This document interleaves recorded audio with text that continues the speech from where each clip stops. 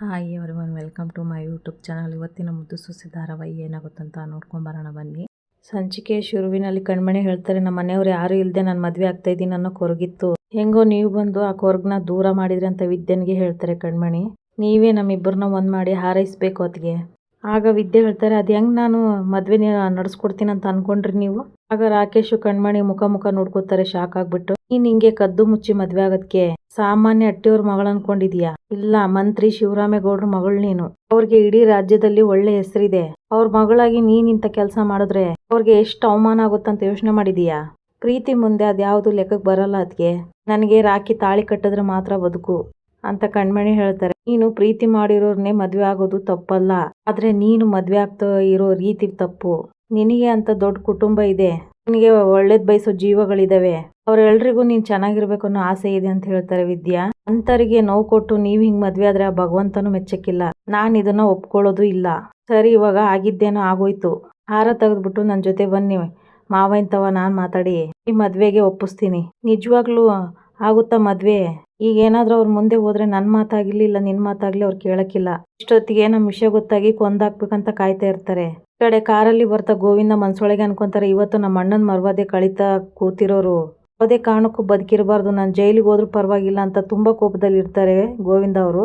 ಅವ್ರನ್ನ ಮಾತ್ರ ನಾನು ಬಿಡಕ್ಕಿಲ್ಲ ಅನ್ಕೊಂಡು ಅವ್ರು ಇರೋ ಕಡೆ ಹುಡ್ಕೊಂಡ್ ಬರ್ತಾರೆ ಗೋವಿಂದ ಅವರು. ಅಂತ ಟೈಮಲ್ಲಿ ನಾವ್ ಅಲ್ಲಿಗೆ ಹೋದ್ರೆ ಆಗೋದ್ ಮದ್ವೆ ಅಲ್ಲ ತಿಥಿ ಅಂತ ಈ ಕಡೆ ಕಣ್ಮಣಿ ಹೇಳ್ತಾ ಇರ್ತಾರೆ ವಿದ್ಯನಿಗೆ. ಅದಕ್ಕೆ ನಮ್ಮ ಮದ್ವೆ ಮಾಡಿಸಿ ಕಳ್ಸ್ಕೊಟ್ಬಿಡಿ, ಇಲ್ಲ ಅಂದ್ರೆ ದೂರ ಹೋಗಿ ಎಲ್ಲಾರ ಬದುಕೊಂತೀವತ್ತಿಗೆ. ನಿಮ್ಗೆ ಕೈ ಮುಗಿತೀನಿ, ನಮ್ಮ ಪಾಡಿ ನಮ್ಮನ್ ಬಿಟ್ಬಿಡಿ ಅಂತ ಕೇಳ್ತಾರೆ ಕಣ್ಮಣಿ.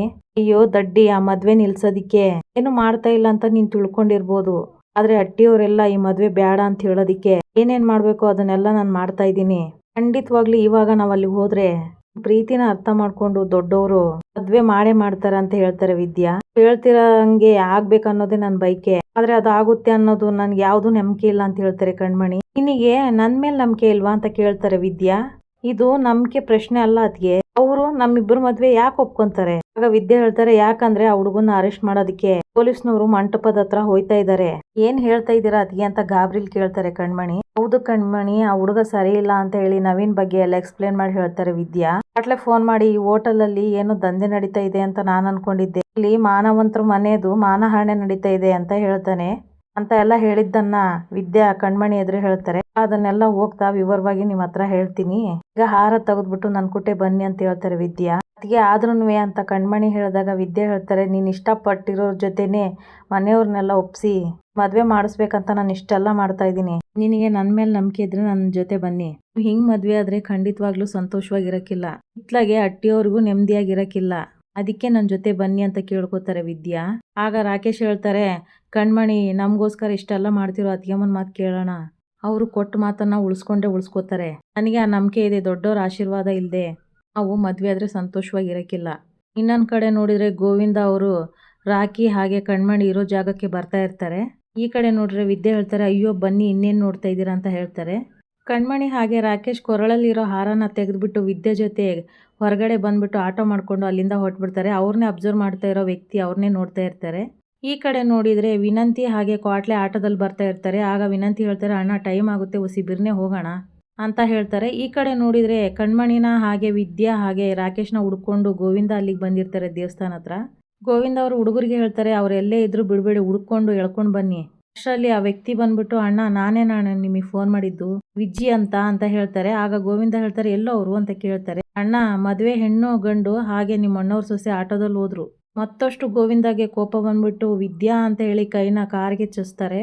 ಹುಡುಗರ್ನ ಕರ್ಕೊಂಡು ಗೋವಿಂದ ಅಲ್ಲಿಂದ ಹೊಟ್ಬಿಡ್ತಾರೆ ಕೋಪದಲ್ಲಿ. ಈ ಕಡೆ ನೋಡಿದ್ರೆ ವಿದ್ಯಾ ಹಾಗೆ ಕಣ್ಮಣಿ ರಾಕೇಶ್ ಆಟೋದಲ್ಲಿ ಬರ್ತಾ ಇರ್ತಾರೆ. ಇನ್ನೊಂದ್ ಕಡೆ ನೋಡಿದ್ರೆ ನವೀನ್ ಮಂಟಪದಲ್ಲಿ ಕಾಯ್ತಾ ಕೂತಿರ್ತಾರೆ. ಪುರೋಹಿತ್ರೆ ಬೇಗ ಹುಡುಗಿನ ಕರೆಸಿ ತಾಳಿ ಕಟ್ಸಿ ಅಂತ ನವೀನ್ ಹೇಳ್ತಾರೆ.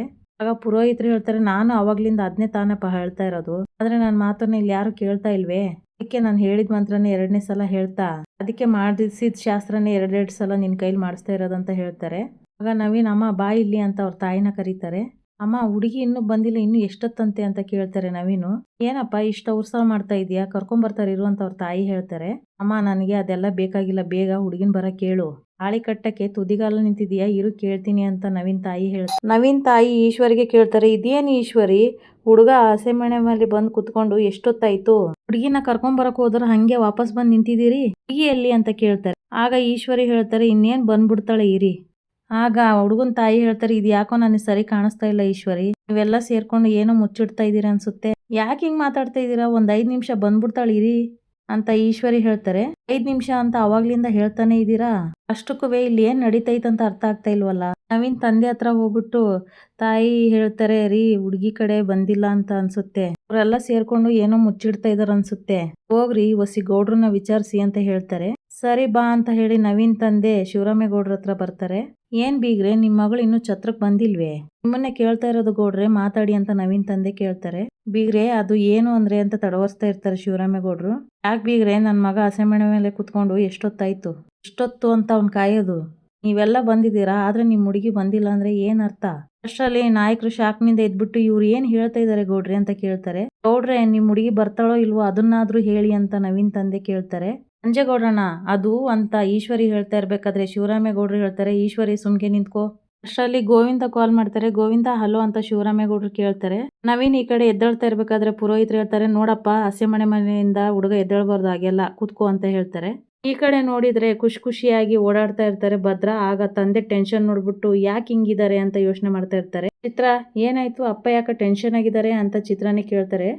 ಈ ಕಡೆ ನೋಡಿದ್ರೆ ಚಿತ್ರ ಹೇಳ್ತಾಳೆ, ಗೌಡ್ರೆ ಈ ಕಾರಲ್ಲಿ ಡೀಸೆಲ್ ಕಮ್ಮಿ ಆಗಿದೆ ಅಂತ ಹೇಳಿದಾಗ ಶಿವರಾಮೇಗೌಡರು ಡೀಸೆಲ್ ಹಾಕ್ಸ್ಕೊಂಡು ಛತ್ರಕ್ ಬಾ ಅಂತ ಹೇಳಿದ್ದನ್ನ ಹೇಳ್ತಾರೆ ಭದ್ರನ್ ಮುಂದೆ. ಚಿತ್ರ, ಅಪ್ಪ ಅವ್ರನ್ನ ಹುಡ್ಕೊಂಡು ಹೋಗಿದ್ದಾರೆ, ದೊಡ್ಡಪ್ಪ ಆ ವಿಷಯನೇ ಮಾತಾಡ್ತಾ ಇದ್ದಾರೆ ಅಂತ ಹೇಳ್ತಾರೆ. ಅಣ್ಣ, ವಿದ್ಯೆನಿಂದ ತಿರ್ಗಾ ನಮ್ದು ಕುಟುಂಬಕ್ಕೆ ಅವಮಾನ ಆಗೋಯ್ತಣ್ಣ ಅಂತ ಗೋವಿಂದ ಫೋನಲ್ಲಿ ಹೇಳ್ತಾರೆ.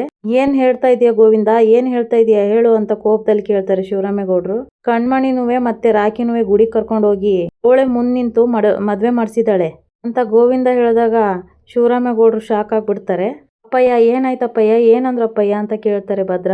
ಯಾಕಪ್ಪ ಹಿಂಗ್ ನಿಂತಿದೀಯಾ, ಏನಾಯ್ತು ಹೇಳು ಅಂತ ಭದ್ರ ಅಜ್ಜಿ ಕೇಳ್ತಾರೆ. ನನ್ನ ಮಗಳು ಕಣ್ಮಣಿ ಜೊತೆ ಆ ಡ್ರೈವರ್ ರಾಕೇಶ್ ಜೊತೆ ಮದ್ವೆ ಮಾಡಿಸಿದಳಂತ ಯಾವ ಬಾಯಿಲಿಂದ ಹೇಳಿ ಅಂತ ಜೋರಾಗಿ ಕಿರ್ಚ್ಬಿಡ್ತಾರೆ ಶಿವರಾಮೇಗೌಡರು.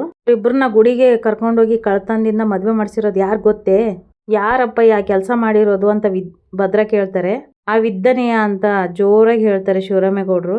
ಈ ಕಡೆ ನೋಡ್ರೆ ವಿದ್ಯಾ ಆಟೋದಲ್ಲಿ ಕಣ್ಮಣಿನ ರಾಕೇಶ್ನ ಕರ್ಕೊಂಡ್ ಬರ್ತಾ ಇರ್ಬೇಕಾದ್ರೆ ರಾಕೇಶ್ ಹೇಳ್ತಾರೆ, ಅತ್ತಿಗೆಮ್ಮ ನಾವೇನಾದ್ರೂ ಅಲ್ಲಿ ಹೋದ್ರೆ ನನ್ನ ಸಾಯಿಸೇ ಬಿಡ್ತಾರೆ, ಅಯ್ಯೋ ನೀವು ಟೆನ್ಷನ್ ತಗೋಬೇಡಿ ಅಣ್ಣ, ನಾನು ನಂಬಿವಿ ಒಂದ್ ಹುಡುಗಿ ನಿಮ್ ಜೊತೆ ಬಂದವಳೆ, ನೀವು ಧೈರ್ಯ ಗೆಡ್ಬೇಡಿ ಅಂತ ವಿದ್ಯೆ ಹೇಳ್ತಾರೆ. ಈ ಕಡೆ ನೋಡಿದ್ರೆ ಈಶ್ವರಿ ಹೇಳ್ತಾರೆ, ಅಯ್ಯೋ ಅಯ್ಯೋ ಎಂತ ತೊಡಗಳ್ಳಿ ಬಂದು ನಮ್ಮ ಮನೆ ಸೇರ್ಕೊಂಡ್ಬಿಟ್ಲಪ್ಪ, ಒಳ್ಳೆಯವ್ರ ಒಟ್ಟಲ್ಲಿ ಒಳ್ಳೆ ಕುಟುಂಬದಲ್ಲಿ ಬೆಳೆದಿದ್ರೆ ಇಂಥ ಕೆಲಸ ಮಾಡ್ತಿದ್ಲೆ, ಮೊದ್ಲೇ ಅವ್ರ ಅಪ್ಪ ಅವ್ವ ಸುಳ್ಗಾರರು ಮೋಸಗಾರರು, ಇನ್ನ ಈ ಮಗಳು ಹೆಂಗಿರಕ್ ಸಾಧ್ಯ ಹೇಳಿ, ಅವ್ರಂಗೆ ಇವಳು ಇರ್ತಾಳೆ. ನೋಡ್ದ ಭದ್ರ, ನಿನ್ ನೆಂಡ್ರು ಎಂತ ಅನ್ಯಾಯ ಮಾಡ್ಬಿಟ್ಲು, ಹೆಜ್ಜೆ ಹೆಜ್ಜೆಗೂ ನಮ್ ಕುಟುಂಬಕ್ ಮೋಸ ಮಾಡೋದು ಅವಳು ಕಾಯಕ ಆಗೋಗ್ಬಿಟ್ಟೈತೆ, ಇಂತ ಕೆಲಸ ಮಾಡೋದಕ್ಕೆ ಎಲ್ಲಿಂದ ಧೈರ್ಯ ಬಂತು ಅಂತ ಈಶ್ವರಿ ಹೇಳ್ತಾರೆ. ಆಗ ಭದ್ರ ಅಜ್ಜಿ ಹೇಳ್ತಾರೆ, ಶಿವರಾಮ ವಿದ್ಯೆ ಇಂತ ಕೆಲಸ ಮಾಡಿದಳಂದ್ರೆ ನನ್ ಕೈಲಿ ನಂಬಕ್ ಆಯ್ತಾ ಇಲ್ಲ, ಇಲ್ಲಿ ಬೇರೆ ಏನೋ ನಡ್ದಂಗದೆ, ನೀವು ವಸಿ ತಾಳ್ಮೆ ತಕ್ಕ.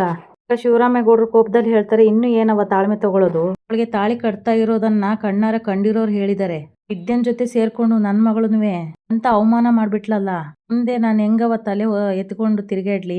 ಆಗ ಸಾವಿತ್ರಿ ಹೇಳ್ತಾರೆ, ಅದಕ್ಕೆ ನಾನು ಬಡ್ಕೊಂಡಿದ್ದು, ಅವಳನ್ನ ತಲೆ ಮೇಲೆ ಹೊತ್ಕೊಂಡು ಮೆರೆಸ್ಬೇಡಿ ಅಂತ ಹೇಳಿದ್ನಲ್ಲ, ಕೇಳ್ಬೇಡಿ ಅಂತವ, ಅವಳು ನಮ್ಮ ಅಣ್ಣನ್ಗೆ ಅವಮಾನ ಮಾಡ್ಬೇಕು, ಎಲ್ರ ಮುಂದೆ ಮರ್ಯಾದೆ ತೆಗಿಬೇಕಂತ ನಿಂತ ಕೆಲಸ ಮಾಡಿದಾಳೆ. ಆಗ ಚಂಪನ್ಗೆ ಕೋಪ ಬಂದು ಹೇಳ್ತಾರೆ, ಸಾವಿತ್ರಿ ಅಮ್ಮ ಹಂಗೆಲ್ಲ ನೀವ್ ಹೇಳ್ಬೇಡಿ, ವಿದ್ಯಕ್ಕ ಹಂಗೆಲ್ಲ ಮಾಡೋದಕ್ಕೆ ಸಾಧ್ಯನೇ ಇಲ್ಲ, ಅವ್ರ ಬಗ್ಗೆ ನನಗೆ ಚೆನ್ನಾಗಿ ಗೊತ್ತದೆ, ಕಣ್ಮಣಿ ಅಕ್ಕ ಯಾರನ್ನ ಪ್ರೀತಿ ಮಾಡ್ತಾ ಇರ್ಬೋದು ಅನ್ನೋ ಅನುಮಾನ ನನಗೂ ಇತ್ತು, ಆದ್ರೆ ಅಂತ ಚಂಪಾ ಹೇಳ್ತಾ ಇರ್ಬೇಕಾದ್ರೆ ಈಶ್ವರಿ ಹೇಳ್ತಾರೆ, ಏಯ್ ಮುಚ್ಚೆ ಬಾಯ, ಹಾಗಲ್ಕಾಯಿಗೆ ಬೇವಿನಕಾಯಿ ಸಾಕ್ಷಿ ಅನ್ನೋಂಗೆ ಅವಳ ಪರ ವಕಾಲತ್ ಬೇರೆ ಇವಳ್ದು, ನೀನ್ ಯಾಕ್ಲ ಸುಮ್ನೆ ನಿಂತಿದೀಯಾ, ಈಗ ಅವಳು ಏನ್ ಮಾಡಿದಳಂತ ಕೇಳಿಸ್ಕೊಂಡಿದೀಯಾ ತಾನೇ, ಈಗ ನೀನೇ ಹೇಳು ಅವಳಿಗೆ ಏನ್ ಮಾಡ್ಬೇಕಂತವ ಅಂತ ಹೇಳ್ತಾರೆ ಈಶ್ವರಿ.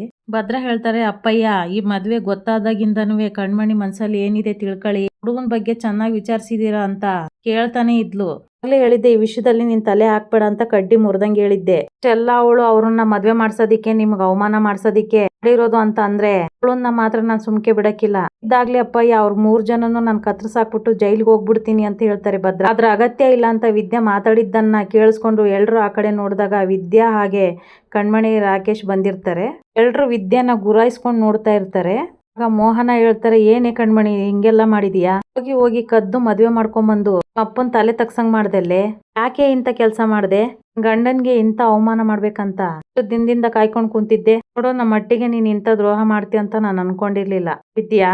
ಆಗ ಸಾವಿತ್ರಿ ಹೇಳ್ತಾರೆ, ಇಂಥ ಕೆಲಸ ಮಾಡೋದಕ್ಕೆ ನಿನ್ಗೆ ಎಷ್ಟೇ ಧೈರ್ಯನೇ, ನಾವು ಡಾಕ್ಟರ್ ಓದ್ತಾ ಇದೀಯ ಅನ್ನೋ ಅಹಂಕಾರದಲ್ಲಿ ಇಂಥ ಕೆಲಸ ಮಾಡಿದ್ಯಲ್ವೇ, ಹೇಳೋರು ಕೇಳೋರು ಯಾರು ಇಲ್ಲ ಅಂತ ಅನ್ಕೊಂಡ್ಬಿಟ್ಟಿದ್ಯಲ್ವಾ ಅಂತ ಕೇಳ್ತಾರೆ ಸಾವಿತ್ರಿ. ಮಾಡ್ಬಾರ್ದು ಮನೆ ಹಾಳು ಕೆಲಸ ಮಾಡಿ ಈ ಎಲ್ರ ಮುಂದೆ ನಗ್ನಗ್ತಾ ನಿಂತಿದ್ಯೇನೆ ಮನೆ ಹಾಳಿ ಅಲ್ವೇ. ಕಣ್ಮಣಿಗೆ ಅಂತ ಒಳ್ಳೆ ಸಂಬಂಧ ನೋಡಿ ಮದ್ವೆ ಫಿಕ್ಸ್ ಆಗೈತೆ. ಇವತ್ತು ಕರ್ಕೊಂಡೋಗಿ ಇನ್ನೊಬ್ಬರ ಜೊತೆ ಮದ್ವೆ ಮಾಡಿಸ್ಬೇಕಂತ ನೋಡ್ಸಿದೀಯಲ್ಲ, ಡ್ರೈವರ್ ಬೆಲೆ ಏನು ಇವಳ ಬೆಲೆ ಏನೇ ಆದ್ರೂ ಗೊತ್ತೈದೇನೆ ನಿನಗೆ ಅಂತ ಈಶ್ವರಿ ಹೇಳ್ತಾ ಇದ್ರು. ವಿದ್ಯಾ ನಗ್ತಾ ಹಾಗೆ ನಿಂತಿರ್ತಾರೆ. ನಿನ್ ತಲೆಯಲ್ಲಿ ಸಂದ ತುಂಬ್ಕೊಂಡ್ಬಿಟ್ಟಿದೀಯ ಕಣೆ, ಗತಿ ಇಲ್ಲ ನೋಡು, ಎಲ್ರು ನಿಂತರನೇ ಆಗ್ಬಿಡ್ಬೇಕು. ಆಗ್ಬೇಕೇನೆ ಅವಳು.